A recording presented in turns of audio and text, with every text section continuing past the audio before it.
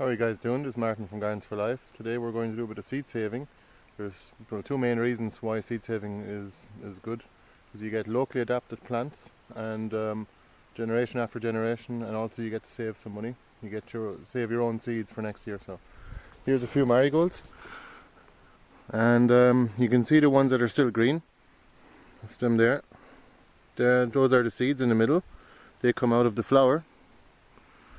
Here's a flower. You can see them there, they're not fully developed yet.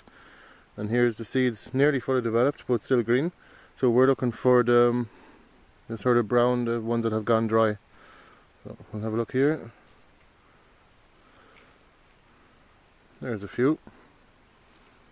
So a good few seeds in that now. That's only 2 flower heads and there must be about 50 seeds in that. So we'll collect these here.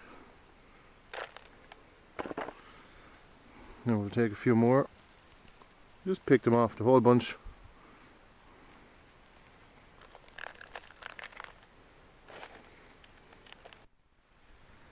Here's another example. So there's 2 flower heads here that have definitely gone ripe. So we'll just take all these.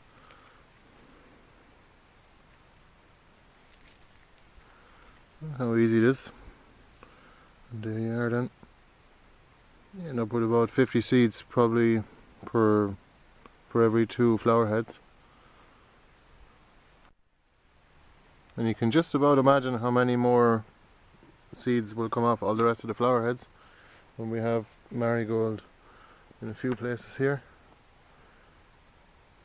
And it was practically no work at all. You just start off these little seedlings in the greenhouse and plant them out into the wood chip mulch, and then we get seeds for next year. So that's all there is to it. Please visit our website, and thanks for watching. Bye bye.